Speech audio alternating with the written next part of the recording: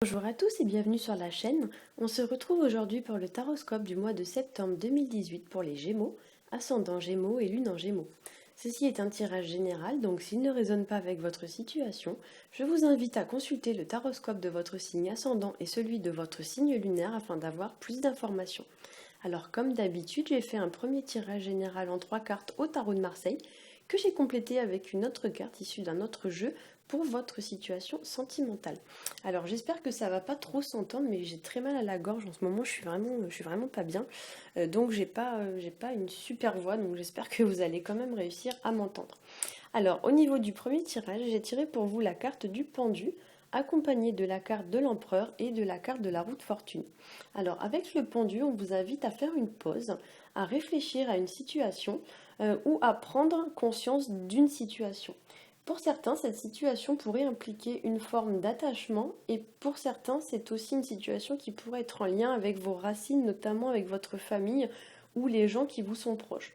Ça peut aussi être les deux, hein. Ça peut être une forme d'attachement en lien avec la famille. Le pendu, ça indique aussi une relation ou une situation qui empêche toute évolution ou encore une situation qui deviendrait un petit peu inconfortable. Et là, effectivement, on vous invite avec cette carte à prendre conscience de l'inconfort de votre position, comme si on vous demandait un petit peu de réaliser des choses. Il y a l'idée un peu que vous n'avez peut-être pas forcément pris conscience de certaines choses et il y a l'idée un petit peu de se poser les bonnes questions, hein. Voilà. D'autant qu'avec la carte de l'empereur qui est située juste à côté, on pourrait vous demander de vous remettre très vite dans la bonne position ou dans le bon sens, ou du moins de vous remettre entre guillemets sur les rails, comme si vous aviez fait un mauvais choix ou alors que vous aviez choisi une mauvaise voie, une mauvaise direction. Enfin, pour certains, le pendu, ça peut symboliser une situation qui prendrait fin ou une situation à laquelle vous pourriez mettre un terme, dans le sens où cette situation peut-être vous prend un peu trop d'énergie, vous, comment dire, vous dévitalise, si on peut dire ça comme ça. Il y a un peu l'idée que cette situation, elle vous prend trop de temps, trop d'énergie, elle vous pénalise en fait. C'est une situation qui n'est plus vraiment très épanouissante et il y a l'idée d'y mettre un terme pour retrouver une certaine forme un peu d'énergie. Alors en seconde carte, j'ai tiré pour vous la carte de l'empereur. C'est une carte qui va nous parler de stabilité et qui va nous parler aussi de retrouver une certaine forme d'équilibre dans sa vie. Donc c'est une carte qui nous parle de solidité, de construction. Et c'est une carte voilà, qui nous parle peut-être aussi pour certains de retrouver une certaine forme d'aisance sur le plan matériel et financier. On pourrait aussi parler avec cette carte de mettre une personne à l'écart de sa vie, plus particulièrement s'il s'agit d'une personne en lien avec le passé ou d'une personne avec laquelle vous avez eu une certaine forme de lien, donc une relation, un ex ou quelque chose dans ce style-là.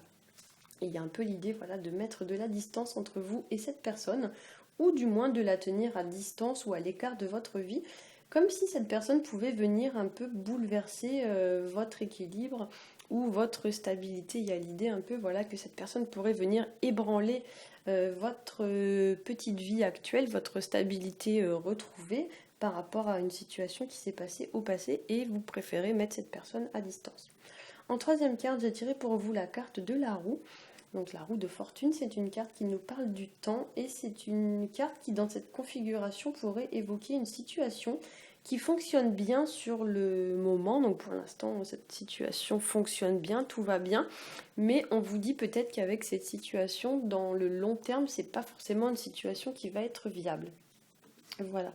C'est aussi une carte qui va symboliser les transitions entre deux situations, le destin, donc tout ce qui fait le destin, donc les hauts, les bas, hein, voilà, c'est la vie, hein, voilà, comme on dit. Il y a un peu l'idée, voilà, de passage à vide, hein, et puis ensuite ça remonte. C'est une carte aussi qui va matérialiser un peu le fait de beaucoup réfléchir ou beaucoup cogiter vis-à-vis d'une situation. Si c'est pas le cas, peut-être que ça vous invite justement à le faire, comme l'indiquait déjà le pendu, où je l'ai dit, il y a l'idée de faire une pause pour réfléchir ou pour prendre conscience d'une situation.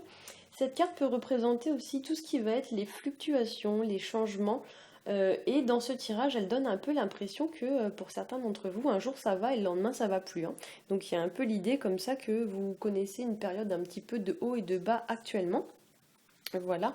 Et du coup, la carte du pendu va vous demander en fait de vous poser la question, est-ce que cette situation vaut vraiment le coup, hein? Alors, au niveau de la carte pour le tirage sentimental et relationnel, j'ai tiré pour vous la carte des souris. C'est une carte qui va nous parler d'une situation qui s'étiole, hein. Donc c'est une situation qui se fragilise. Et sur cette carte, on y voit une petite souris grignoter un genre de corde en tissu. Et il y a un petit peu l'idée qu'à force de ronger, ronger, ronger, ronger, ben, la corde un jour va finir par lâcher, hein. Et donc effectivement, dans cette situation, on pourrait parler d'une relation, voilà, qui petit à petit peut-être se détériore ou se dégrade ou qui n'est plus vraiment épanouissante, hein, dans le sens où de jour en jour c'est de moins en moins épanouissant. Ou alors on pourrait parler aussi d'une situation qui perd un petit peu de sa vitalité et pour certains peut-être même d'une situation qui est sur le point de s'arrêter ou qui va s'arrêter ce mois-ci. Ce qui est intéressant de noter, c'est que la carte des souris, c'est un peu l'équivalent de la carte du pendu dans le tarot de Marseille. Et effectivement, cette carte ressort donc 2 fois dans votre tirage. Donc effectivement, pour certains, ce mois-ci, ça ne sera pas forcément un super mois dans le sens où voilà, il y a des choses qui vont un petit peu se détériorer, se dégrader, voire même s'arrêter. Voilà.